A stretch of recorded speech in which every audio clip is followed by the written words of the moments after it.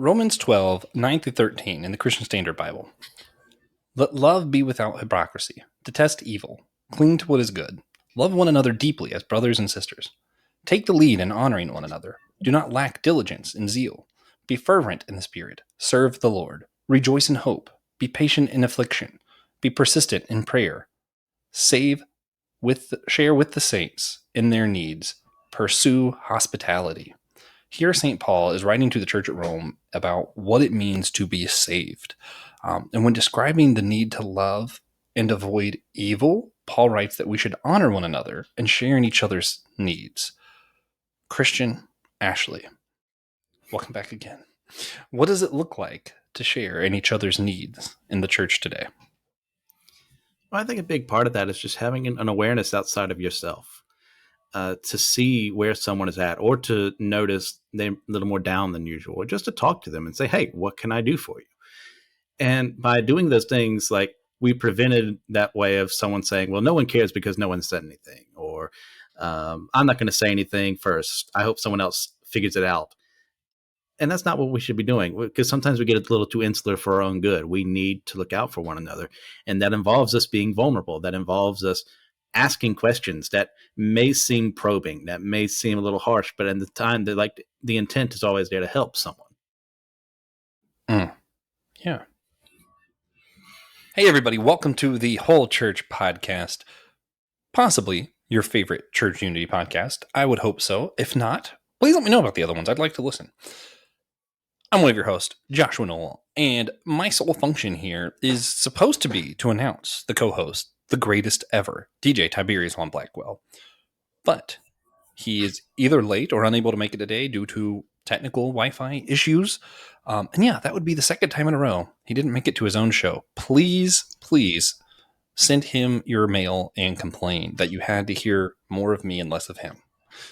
But today we had a really special interview-ish thing scheduled that turned into a really special interview with one specific person. So originally, we're going to be interviewing a bunch of the hosts from our other podcast, Systematic Geekology. TJ, me, Will, and about 10 others, I think, get together and we talk about the intersection of faith and fandoms 2-3 times a week, sometimes 4 times a week. We do a lot over there because there's a lot of hosts to carry the weight together. And we were going to ask them what it's like working with one another when a lot of us are from different denominations, traditions, disagree very heavily theologically, what that's like from a church unity perspective, and just kind of discussing that act that is one thing that we actually do where we are practicing church unity together. So we wanted to talk about that. Christian Ashley was the only one able to make it. This is his 3rd episode on our show in a row. He is a regular host over there, as well as a host of the Let Nothing Move You podcast. Christian, the man of many podcasts and talents, welcome back. Thank you, Joshua. Yeah. So glad I could be the only one here since I poisoned everyone's drinks. Oh, man. Luckily, guys, for those who watch Princess Bride, you know that I have just done a drop of arsenic in my coffee every morning for several years. Is it cyanide or arsenic? I never remember what it was. Oh, okay. Yeah. Something crazy. Anyway, we're here. We're already off the rails because TJ is not here to rope us in yet. Yep. But I have to do TJ's part. Call in the Z team again. Yeah. To help out. Well, both of our podcasts are all of our podcasts. So the Whole Church Podcast that you're listening to now, Let Nothing Move You, Christian's podcast, Systematic Geekology, Christian's other podcast, Dummy for Theology, my other podcast, as well as a podcast TJ's about to start up with someone else, Hockey Night in Carolina, are all part of the Anazal Ministries podcast network, the AMP network. I think since I mentioned all the rest of them, also, we over there, we have My Seminary Life with Brandon Knight, frequent guest of the show, as well as the Bible After Hours podcast. A little bit more explicit, a little bit more just for adults. But if you want to learn about the Bible from a more progressive, more adult-themed perspective, I think it's pretty good. And we're going to skip the other plugs because I spent too long telling you about the AMP network. Just go check that out. That's all we really want you to do. There's a whole link in the note. Like, you can go to the website for AMP. You can follow like a separate subscription. You can go to Apple Podcasts and subscribe and get bonus content from all these other shows we just talked about. Go check it out. For now, we're going to jump to my favorite form of unity, Christian, that you're very familiar with now. Yes, sir. Yeah, it's impossible to be in too much disagreement when you're being silly enough. So we like to do a silly question. Christian, if you had to choose any sitcom character to lead the Justice League, who would you choose? I'll go first. I'll give you time to think about it. Purely for the ridiculousness of it. It's almost a tie. But I'm going to go with Troy from Community. I simply think he would have the most fun with it, and that would just be more enjoyable to watch. It was close to being Barney Stinson because it would just be too ridiculous, and I was like, you know what? That would turn into something a little cringy. I don't want that. So I'm going to go with Yeah. Troy. See, I had a tough one with this one. I don't watch that many sitcoms, but the ones Do I better. do, yeah. I almost picked Woody from Cheers because I thought that'd be a really fun one to have him as a sweet-minded leader of the Justice League. Who else was I going to choose at some point in time? I can't remember, but my actual choice would be Captain Raymond Holt of Brooklyn Nine-Nine to That fill would in be as our good. leader for the Justice League here. You have that no-nonsense mentality. I think, in He a would way, do a he's good kind job. of similar in some respects to Mr. Terrific, would be probably my closest analog. Not they're not a one-to-one to each other, but definitely I think he would be a good leader for the Justice League. I think it's funny we both went like opposite directions. I went like, what would be the most entertaining, and you went, who would actually do the best job? I don't care how good they're going to do at it. I want to know how entertained will I be. Which, for the record, is part of why I didn't say Ovid, because I know that Ovid has been Batman before. Like, he's played Batman, and since he thinks everything's a TV show, I think he'd probably be a good animated Batman because he'd be aware that it was a TV show. There you go.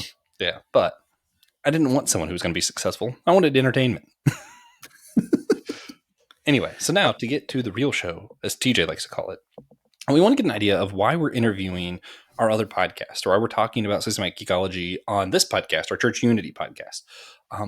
Christian, I'm going to let you start, but what all denominations and traditions are you aware of that's involved in that other project, as far as like who everybody is?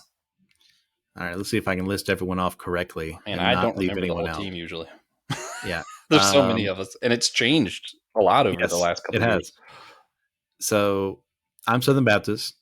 You're a Pentalutheran, whatever. Like Gonzo. TJ's Pentecostal. Is Pang still Pentecostal? Yes. Okay, that's right. See, Kino is Methodist. James and Will are both Lutheran. Let's see. Nick is Church of the Nazarene. I don't know Sari's denomination. I don't think Nick's still Church of the Nazarene. I think he used to be. He grew up in the Church of the Nazarene. Yeah. That's what it was.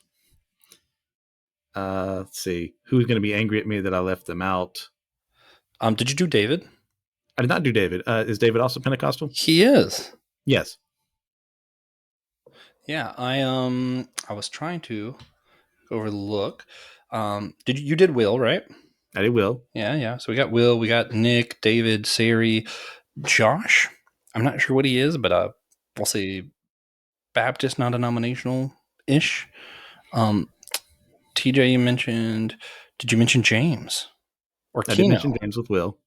Kino? I mentioned Kino. He's Methodist. Yeah. Amy Zion. Did you mention yourself? Yes, I started with myself. Of course I would. Perfect. Awesome. Yeah. I mean, it is it's a diverse crowd, and it's only growing more diverse. We're kind of in the middle of doing recruiting and training and stuff over there. The goal being to have like 14 or 15 hosts, not just for the sake of that diversity of tradition and background, but also for the sake of just kind of easing the load on people. We want it to be 2 or 3 episodes from everyone a month. We don't want it to be a one-man show. It's more of a, here are Christians thinking about fandoms, not here as Christian and Josh thinking about fandoms. Yes. Yeah. So we mentioned a lot of the change. I know you worked with some of the other people. You've been on the show with Joe. Have you ever been on at the same time Brandon's been on Systematic Ecology? Not when he was a host, but I've been with him as a guest. Oh, okay. That's kind of funny. So you were the host and he was a guest. Yes. Yeah, he was one of the original hosts as well. We also had my cousin Allie, who's going to be helping us with some merchant stuff, I think. I'm trying to think. We had Dan Stewart at one point. He was kind of Baptist. a lot of change has gone on, a lot of different denominations and traditions represented. Nick, you mentioned Nick is very like open and relational theology. So very much more on the progressive side. I don't know if he would be the most progressive. I would say probably James might be the most progressive on the team, perhaps. Okay. I think you're probably the most on the conservative side. Most definitely. Well, Josh and TJ might be able to put up a fight for it, but I feel like it's probably you. I'll be the best of the worst. Although no, Pang's not as much. She's close, but women ministers and all. So, how would you describe systematic ecology? Yeah, this one right here was another one I kind of struggled with because, I mean, obviously I do the show, but like to actually put it in the words is something else. It's one of those things. I really enjoy the show because what it is it's an environment to where, geeks of different denominations can come together. We all have that mutual love and respect for Christ, but then we can also talk about things like, hey, we're really into Star Wars. We're really into Spider-Man. We're really into anime or what have you. And we could say, hey, I agree with what was done here. And like, I think this should have been stronger there. And it's an open dialogue between people who want to represent something that they've enjoyed or something that they've experienced to just help other people get a better understanding of what that thing is and how important it is to those hosts. Yeah, yeah. And could you stall a little bit longer while I'm looking something up? Yeah, sure. Yeah, let's see. I mean, in other regards too, it's just a fun time just to have that opportunity because not everybody is going to be who's around you is going to be in the same fandoms as you are. They're not going to be big into the latest Chainsaw Man chapter that just released today. Or they're not going to be like, hey, The Mandalorian just released that episode. And oh my gosh, I can't believe that just happened with Din and Grogu and all this mess. And it's just one of those things where I get that opportunity to do that. So a little selfishly, I really do enjoy having that atmosphere to where I can, say, "Oh my gosh, this happened. What do you think? Is this going to be person? Are they going to be a Sith Lord or is there going to be that person like, man, is Batman going to take off his cowl and a secret identity is revealed or something like that?" All that stuff. I mean, that's what systematic ecology can be. Yeah, it's interesting. I think it may be the largest podcast on our network, the AMP network, Anazal Ministry podcasts. But really, like, we don't treat it like it is. It's more like we treat this as like this is the fun personal project we all get to do. And, yeah, it's kind of funny that it kind of worked out that way. And also, I kind of want to see what you think. I feel like because we're mostly talking about the fandoms and then thinking about it from a Christian perspective, it almost makes the unity part easier.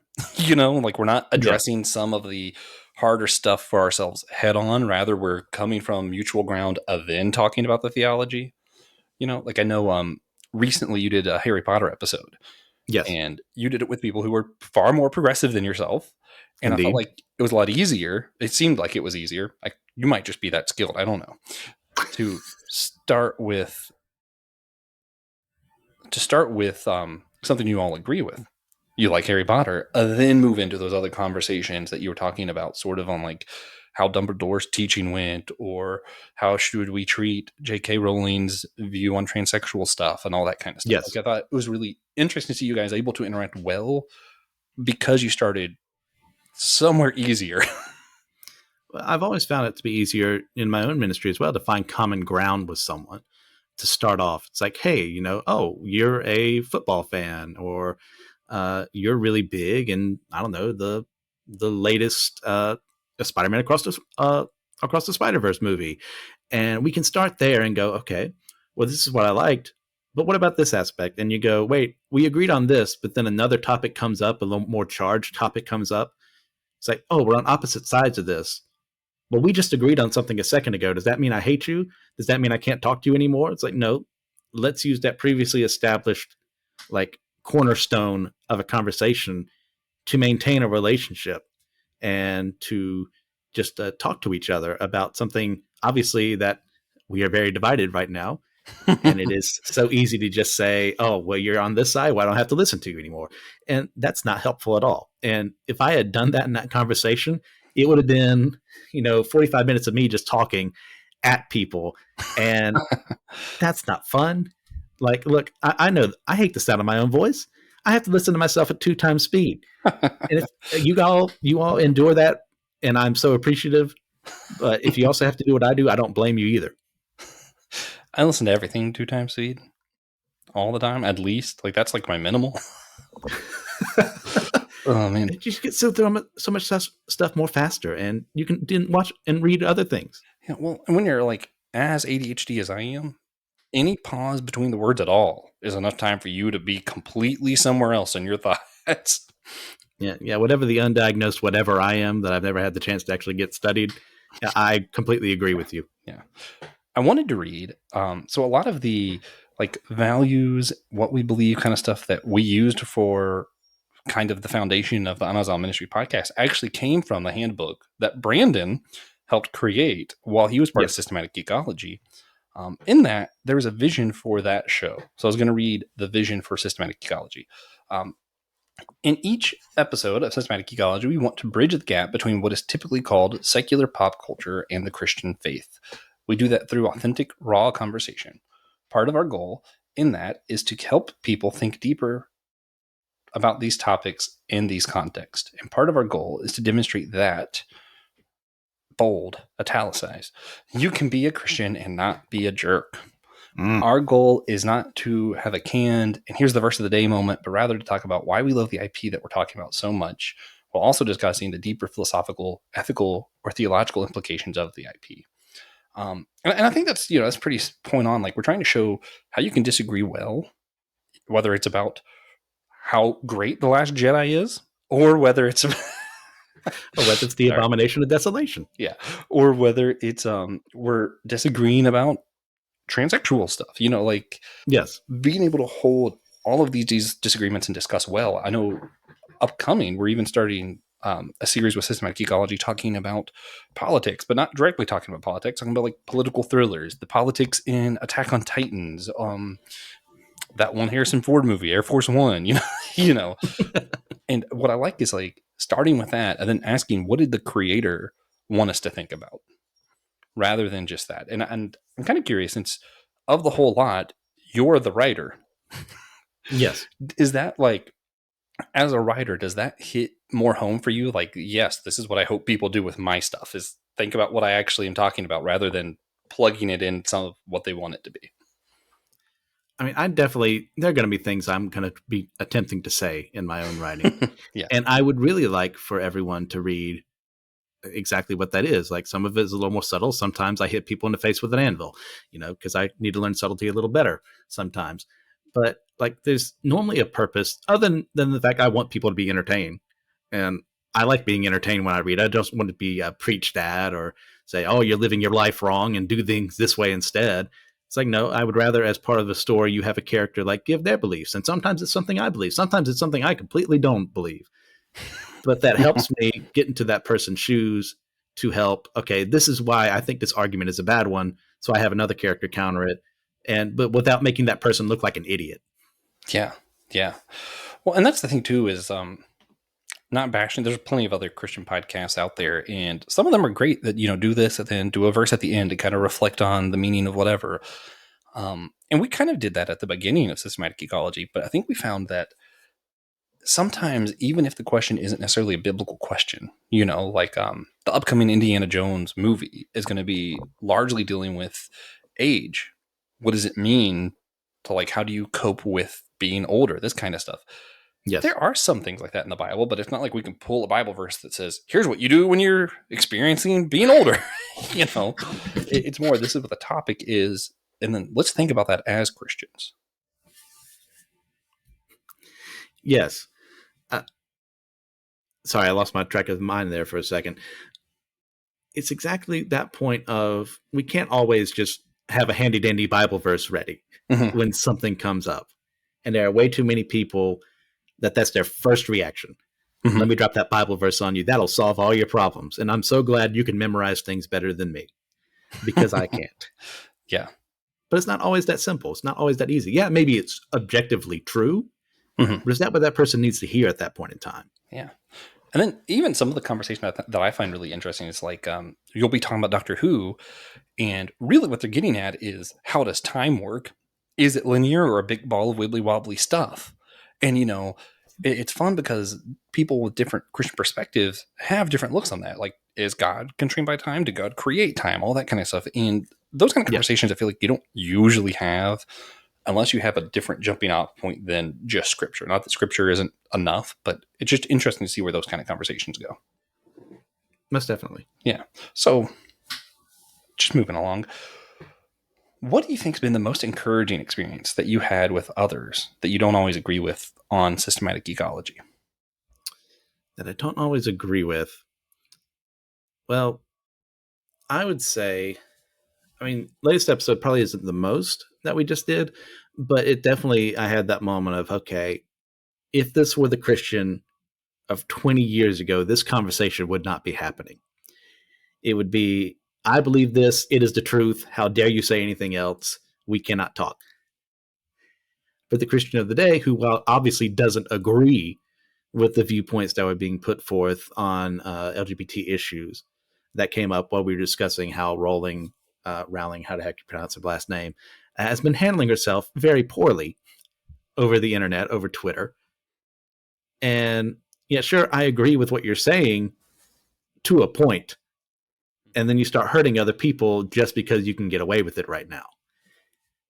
And at the same time, you have those people, we had Judy and Nick in that conversation, and they're coming from a more progressive side of things. It's like, hey, I disagree with how she's handling it, and I don't agree with her. Yeah. And I don't have that many people in my life. Obviously, I live in a very insular point right now with a lot of Southern Baptists around me, being at a Southern Baptist seminary. Mm-hmm. It's going to be hard to find someone with a different viewpoint. Yeah. Yeah. So, man, there's a couple things with that. One, for those wondering, Judy was a guest on that episode. That's why we didn't mention her earlier. She's just a guest for now. Also, though, one thing I thought was interesting that I got from the witch trials of J.K. Rowling. So that's another podcast out there about her belief and that whole thing that's been going on, all the drama, starting with how Christians hated her book, all the way to now how the atheists hate her now. What was interesting is she said that she will do the marches, the trail, all this stuff, all for trans rights. Her issue is very specifically like whenever it comes to like women prisons or certain bathrooms, different stuff like that. And she has fears, whether you think they're legitimate or not. And it was interesting to me that I'm like, you have such a nuanced perspective, whether you agree with it or not.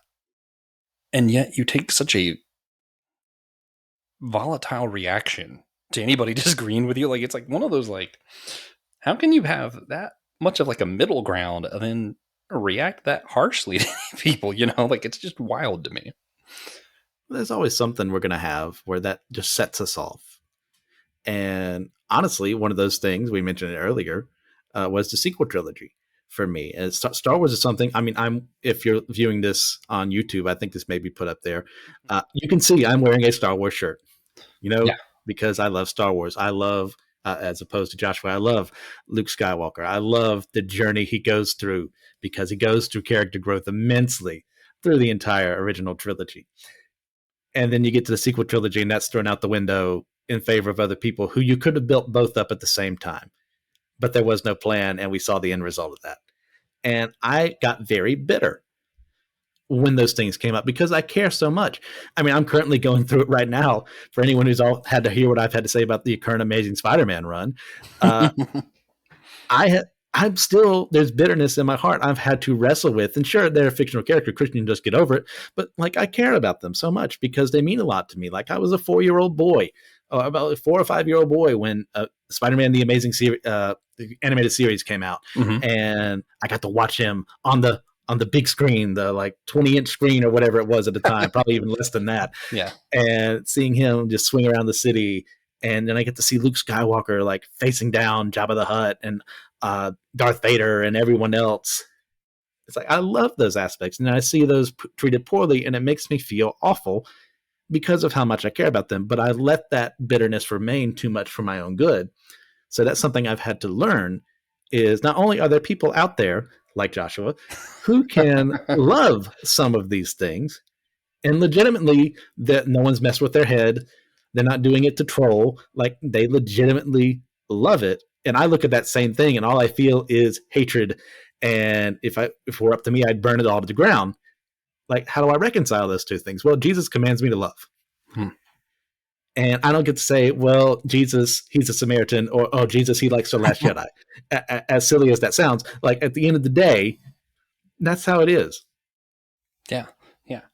Just give you guys a teaser so you know what he's talking about. Also, I don't like The Rise of Skywalkers. I don't like the whole prequel trilogy. Oh, yeah, sorry, I That movie was misrepresented you. just terrible.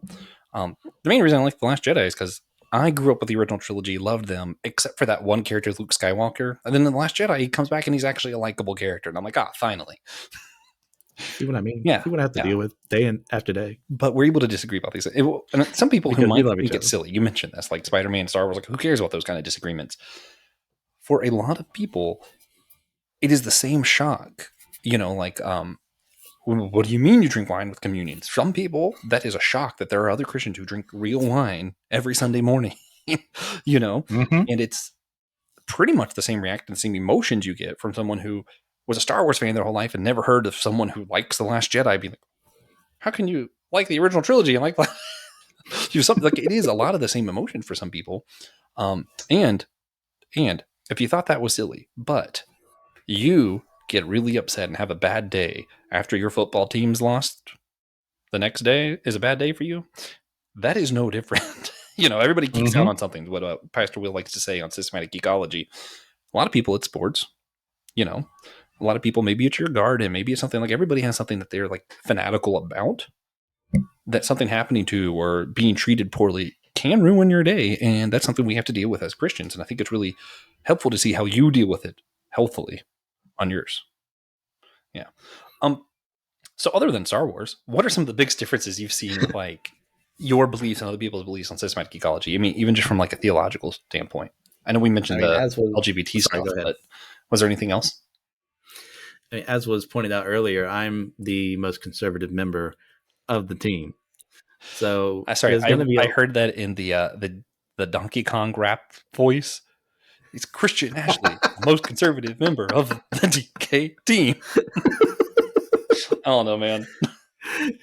But I mean, there's going to be people coming from wildly different points of view than me when it comes to separate issues. Like Nick and I have talked before about universalism, and he views himself, if I remember correctly, as a soft universalist. And like he doesn't like 100%. Sorry if I'm misrepresenting you, Nick. Next time, come on here with me, and you can defend yourself. And sorry. As someone who has not totally aligned himself with that viewpoint yet, and I am coming from the viewpoint of, well, you either God reaches out to you and then you say yes or no, and that's a binary choice. At the end of the day, you say yes, you're in heaven forever with Him. You've repented of your sins. You say no, you're in hell for all eternity, and then lake of fire, what have you. And that's very shocking. Coming from who else is going to say that in a very Baptist environment? No one. Yeah. So, like, how do I learn to continue to have conversations with this man and, like, still not go, like, behind his back and go, this joker actually thinks that's a thing? Like, how can I ever respect Nick? Like, I love Nick because he's such a good guy to get along with. He's so easy to get along with, and he's always so gracious with time and everything. That's something also I had to learn how to appreciate as well, was scheduling with people. Oh, my gosh, Jeff. It's one of the most infuriating things in the world. Yeah. Like, I'm already losing my hair. I don't need that extra stress because it's going to keep falling off even more. But it's so much fun when you do get on. And speaking of that as well, one of the earlier questions you had mentioned about encouraging stuff. There was one time when it had 4 people on one episode. I was the host one. That was for our My Hero Academia overview. And I tried. There were actually going to be 5 at one point in time, but thankfully that fell through. So even though I would have liked that person on there, it was hard enough to schedule as it was. And normally we schedule like maybe after noon or later. Like the latest I've done is like with TJ was like 11 o'clock at night. And I'm deep asleep. Yeah.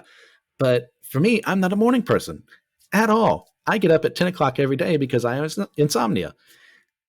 But the only time we could all agree to record was at 6:30 in the morning. And it was actually, for Nick, it was 5:30 in the morning because he's on Central Time. Yeah, that's wild. Yeah.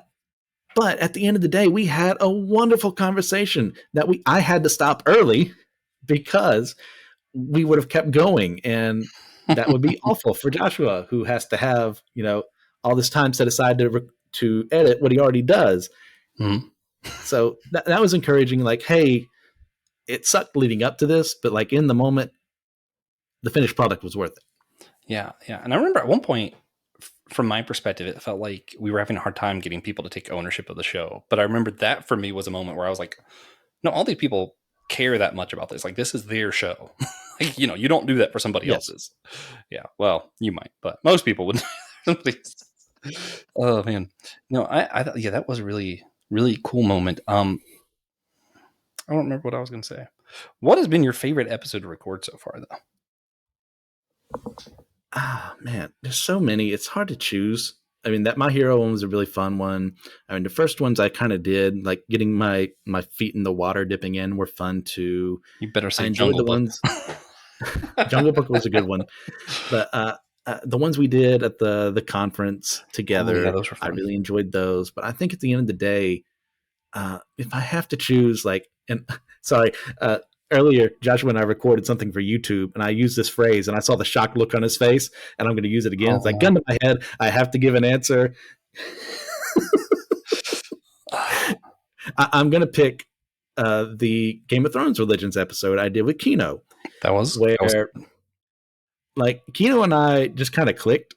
Yeah. When it came into being, like we just kind of get along in that regard when it comes to discussing stuff like this. So we're going over some of the Game of Thrones religions for A Song of Ice and Fire, and we're goofing off a little bit, but when we're getting serious, we're goofing off a little bit, getting serious, and we're having some really good conversations. And I'm realizing, wait, once again, we're going over. But I can't stop this because I'm having so much fun. That was probably my number one. Well, I think that's also what makes the show so good, though. Is like, as much as editing, I'm like, ugh. There's times like we did. You mentioned earlier we were doing like the YouTube for Systematic Geekology. We're doing Get to Know Your Host. There's so many of us. Sometimes it's hard to keep up. So we're just doing an episode with everybody to kind of get to know who everyone is. And we recorded with each other. I interviewed you. You interviewed me. Supposed to be 5 to 10 minutes. They both went 14 minutes because I think it was just fun to talk to each other. And like, I just don't think like everybody is actually genuinely friends. From someone, this is like the whole church podcast, from someone who does a lot of study in like ecclesiology, if I were to word what it looks like for people to be the church, to be unity, but not uniformity, it looks a lot like what systematic ecology is. People who call each other brother and sister, who love each other to death, who disagree about big stuff like hell, like LGBTQ, like, what even is salvation. Like there's some huge stuff we disagree on, yet they're working together in unity for a single mission. It's so cool to see because it's like, that show really spinned off of this one. Will talks about that a lot. Will was on this show, mentioned some of his God Loves Geek stuff that he used to do, and we were like, tell us more. Next thing you know, the whole podcast about it. All these people, different ethnicities, different backgrounds, different age groups, different denominations, beliefs, everything coming together, working for the purpose of showing how our faith and fandom intersect, even when we don't agree about those things. Yeah. So, are there any lessons that you've learned while working on systematic ecology that you think would be good for the whole church to emulate as far as like in our ecumenical efforts? I think definitely patience would be one. I mentioned the scheduling thing earlier. I have to remember the fact that comparatively time speaking wise to everyone else, I am more blessed with more time because I'm an idiot student who only works normally about 3 hours a day at night. So the fact that other people who have lives and spouses and some children and stuff like that, like I have to remember, well, that's the life they're living outside of where Christian Ashley is. Love them where they're at. Don't hold it against them for living ways that are beyond what you have, that they have responsibilities that you don't have. So that's a big one. Learning, because it's so frustrating sometimes scheduling because you think, oh, we're going to be doing this, but then someone's just, oh no, I forgot I was supposed to be teaching on church that night. Or like, hey, like I forgot I was actually going to be out of town that whole week or something like that. And it's not their fault. Like things slip up and you got to love and you've got to be flexible. That's probably the biggest one. I think I've spoke like as early as possible with you. Like you just got to be flexible. How can the whole church be more flexible? Like, what does that look like in a church context? That is an excellent question. How can the church be more flexible? I think that comes again with what we were talking about at the very beginning of you just got to be have an awareness about themselves. Mm-hmm. And if you don't, then you're going to think that everything you think should be what everyone else should think. Mm-hmm. And then that's never going to work because that's impossible. There are not 8 billion Christian Ashleys on this planet, and the planet is better for that. Yeah. Same thing. There are not 8 billion Joshua Knowles, and the planet is better for that. You got to learn, okay, where are they coming from? And then realizing, oh, well, they're going to say this, so I should say this. Mm-hmm. Not to like one up them, not to try to seem like you're more prepared than them, but to realize where they're at because they're going to go, oh, he remembered that I was going to be at my kid's soccer game, or she remembered that I was going to be out of town and she volunteered to check my mail or something like that. Like something simple like that. I mean, it seems so small. But if you learn to be flexible, if you learn to build your life not just around yourself, but the needs of others, those are tiny little improvements that make the church as a whole better. Mm-hmm.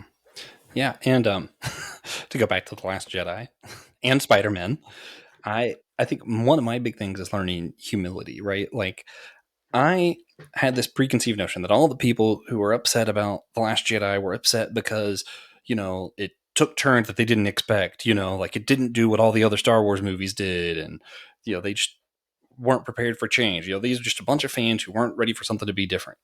I want to hear you guys actually talk about your love for Luke, how Luke's character progressed in some of these other books that I haven't read. And I was like, oh, okay, maybe there is a point. I still disagree, but maybe they have a point. And I'm not some all-knowing ultra geek, that's completely correct. Even Spider-Man, we had like a huge disagreement about like the 3 Spider-Men in the movies early on. Me and Joe, shout out to Joe.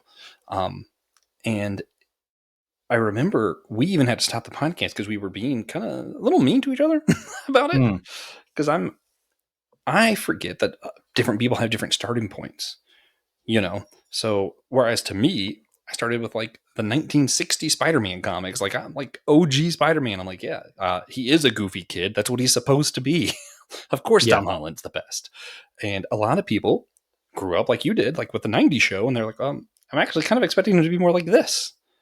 And in that context, even though the 90s show did a lot of the stuff from the comics, it also, the Tobey Maguire ones did a lot from the 90s that, the other ones didn't do. So it's kind of understandable why some people attach to that better. And it just kind of I had this, no, I have the original comics. You don't even understand who Spider-Man is kind of mentality. I was like, oh, nope. And then, of course, you also can apply that to church and just kind of go, man, yeah, I, even on this show, I've learned that I always took for granted. Of course, women can preach, and there are some perspectives, even if I disagree with them, then I'm like, okay, that's different. That's not just people hating women. That's something different because I ask questions to get to know where people's hearts are at. And I'm like, even if I still disagree at the end of the day, I got to learn to be humble. Yes, that's a big one right there. I'd say another thing would just continue with that awareness theme of like, I'm where I'm at right now because I've been raised into church and I've been a Christian for 26 some years. I think it'll be 27 coming up fairly soon. Oh, not everyone. Happy birthday. Thank you. Not everyone has that same experience. Yeah. Some of them just came to faith. And I start debating about, stuff like the Trinity and everything around particular things like that, or transubstantiation, or can we talk about that verse in Judges where it seems like God has no power over iron chariots and like a baby Christian isn't ready for those things. Mm-hmm. That's not their fault. It's not someone's fault. They may have been in the church this entire time and they're just not aware of some of these things because they never thought to look for it. What they might need sometimes is someone to mention it for the first time. So they go and seek it out on their own. And because not everyone's like me, when you challenge me with something, I'm going to go, okay, well, I'm going to go look into everything I possibly can about this thing so I can understand it. That way, when my argument comes around next time, it'll be a better argument.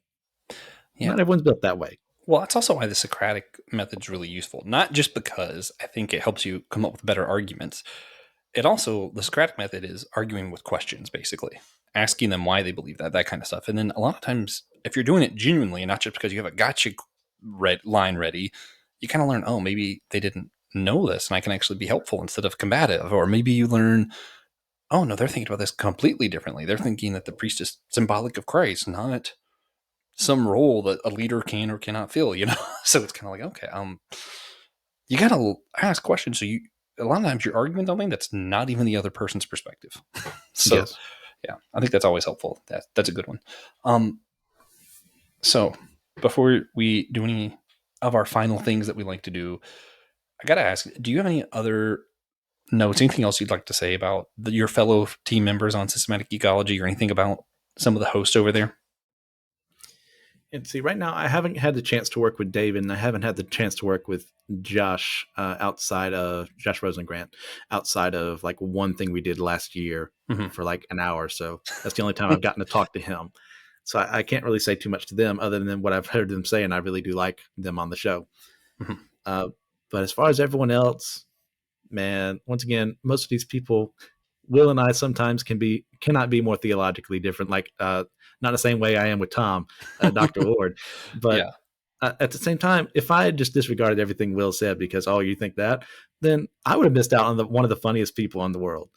And I enjoy being with Will because he makes things just so chill. I mean, sure, it may be just a surfer persona there as well, but like Yeah. there's something about him that when you're in a conversation with him, I am safe in this conversation. And not only that, I'm going to enjoy this conversation. I Yeah. mean, yeah. It's been how long since we had talked to each other before you interviewed me here forever ago. And we get to have all these little disagreements on how we view what's happening in Star Wars or what have you. And yet at the end of the day, I can still say you're my brother and I love you.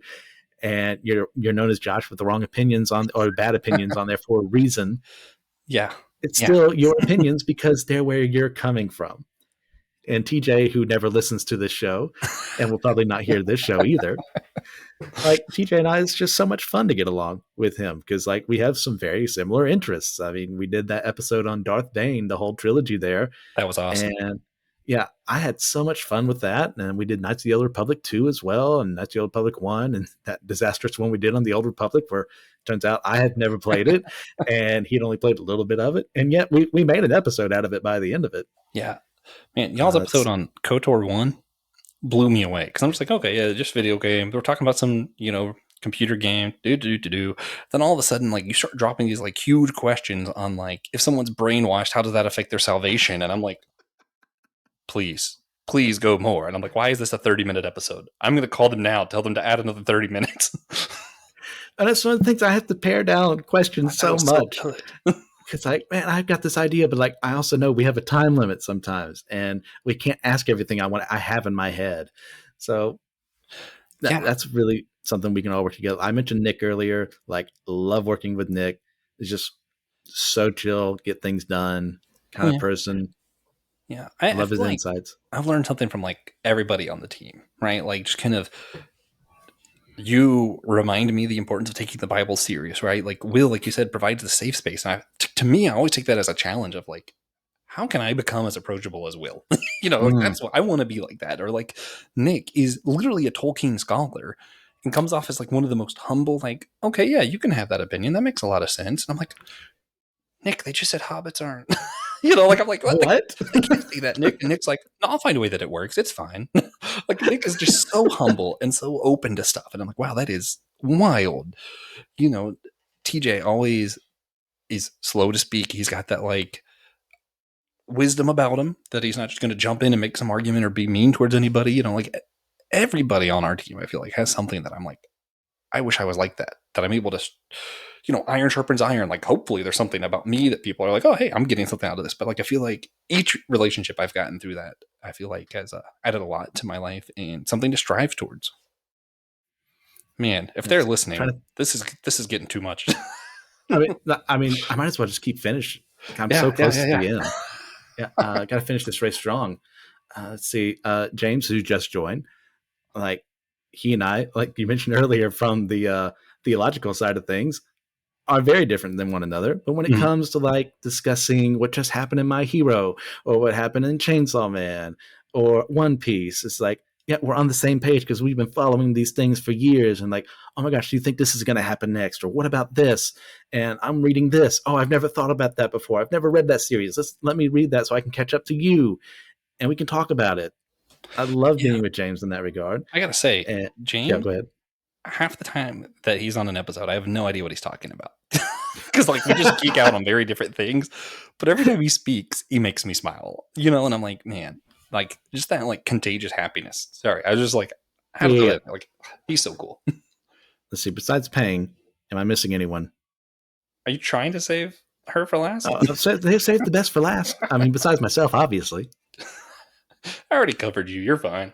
Okay, there we go. I mean, let's go guest host and Kino. former host as well. Kino. Yeah. Oh gosh, Kino, my like, boy. lights a fire in your soul, no matter what he's talking about. I did kind of talk about him earlier, so I guess maybe I was disregarding that. But yeah, Kino and I, like, we click. Like, we just did that episode on Blade that's about to release fairly soon, and before like, this releases. I guess before this episode releases, and it's just that moment of that we're both like, oh, the scene was so cool. The scene was so cool. Oh my gosh, Blade did this, and then he like sliced his sword, and like a vampire died, and like, you know, like we sound like we're 5 years old, and I almost we're just stopped to having watch fun. Blade in the middle of the episode. I'm glad you would do that because I love that movie. Like just her editing, I'm like, you know what?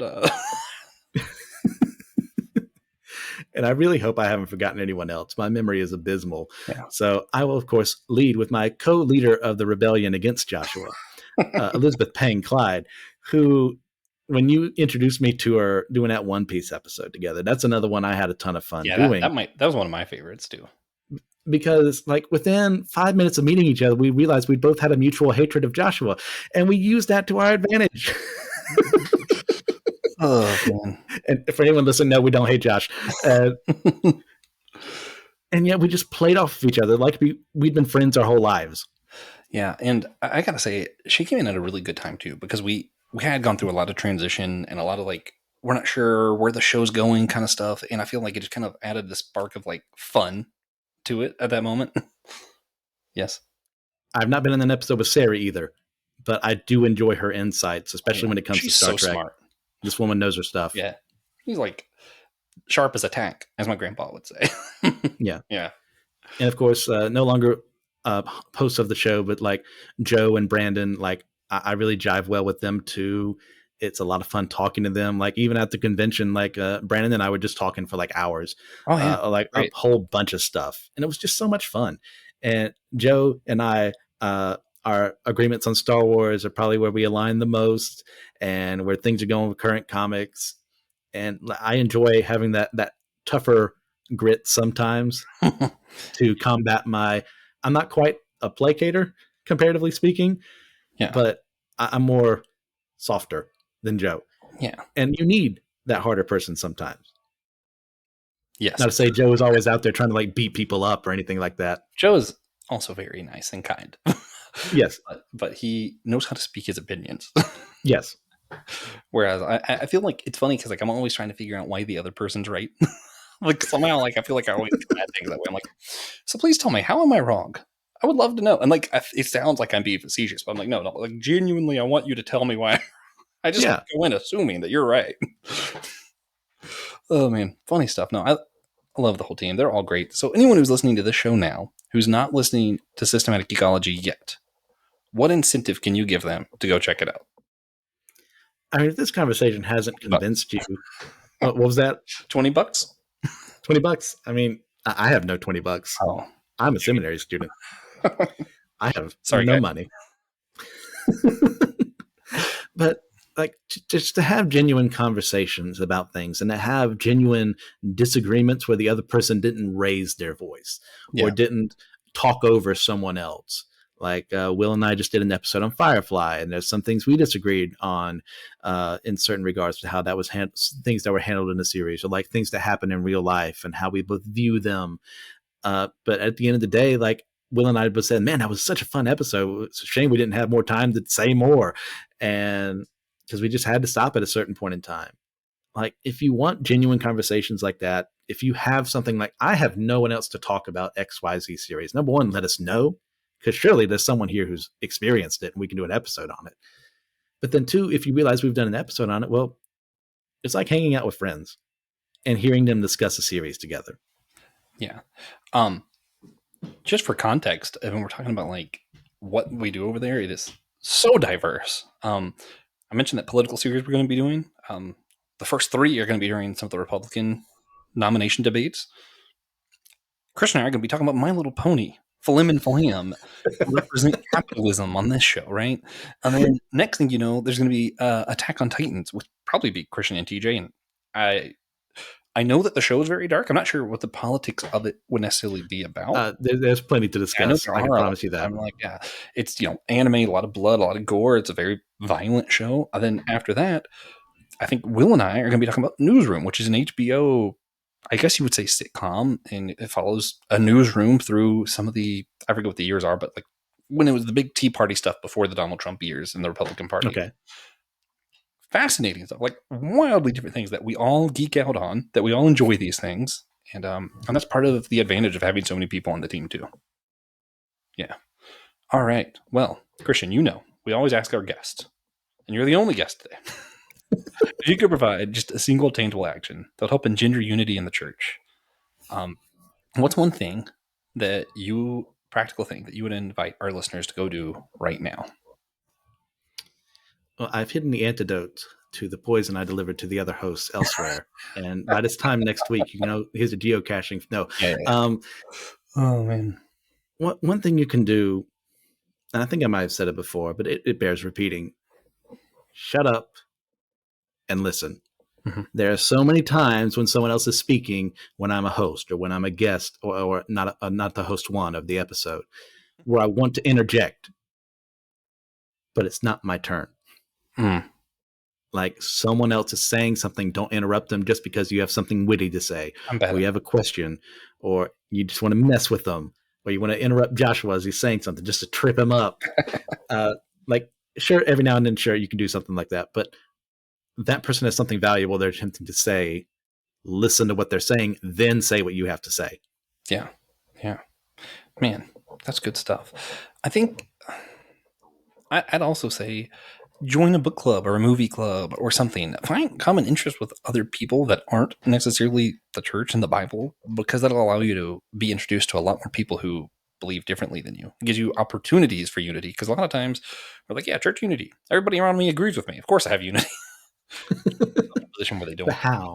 Then you can be challenged. So, Christian, what do you think the repercussions in the world would be if everybody did what you said and just listened better?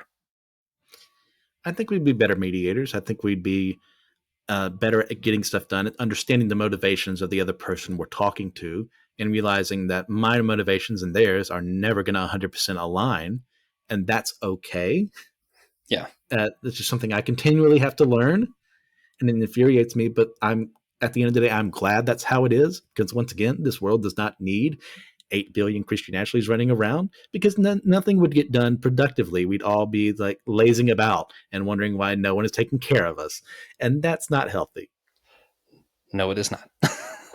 Well, now, before we wrap up, we always do a God moment. TJ always makes me go first. We just share something God's been doing in our life recently, or where we've seen God recently, blessing, challenge, etc. I'll go ahead and go first and make it a easier one. Yeah. For those of you who listen a long time, I have a pollinator garden on the side of my house for butterflies, bees, etc., that kind of stuff. And the other day, I'm going to just walk through my whole Sunday. I'm going to cheat today. This Sunday was wild. First, I was able to go to a Methodist church in town, and they were the most welcoming people I think I've ever met in my entire life. It was truly wild. I just hadn't been to one maybe ever. I don't know if I've been to one. I'll just go visit before I went to my parents' church, because my godfather was preaching. Got to hear him preach, which was awesome. Then at the end of that, so I went Methodist to Pentecostal. At the end of the Pentecostal service, someone went up for prayer and started having health issues. And we had a nurse who was there, luckily, who came with a first aid kit. They ended up having to call the ambulance and rush this person out. And luckily they're okay. It's like, wow, okay, God's all over the place. Go home, go to my pollinator garden. I see a hummingbird who's like right here in my face, and I'm like, I'm gonna try and pull a TJ. If you don't know TJ, birds love TJ for some reason. This is just a random fun He's fact. a Disney princess in disguise. Birds love him. I don't know why, but we went to a bird cage once and I couldn't get any to land on me. And I was like, guys, this sucks. And I turned around and TJ hits like 7 on him for some reason. But I did the little finger thing, and the hummingbird landed just for a second, landed on my finger. And I was like, that was awesome. And then I saw 2 monarch butterflies in my garden. And if you don't know, they are currently endangered. So it was really cool to see that in some way I'm helping monarchs stick around a little bit longer. Yeah. So, Christian, all of my God moments aside, I saw God in all of that. Good Sunday. Okay. Very blessed.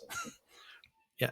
Normally I cheat and do more than one, but I only have one today because it sounds like a lot in one. It is. It's incredible. And I cannot announce the name yet over even any form whatsoever, even though I think at this time maybe when the episode releases it'd be okay, but just to err on the side of safety and not get murdered by my brother and sister-in-law.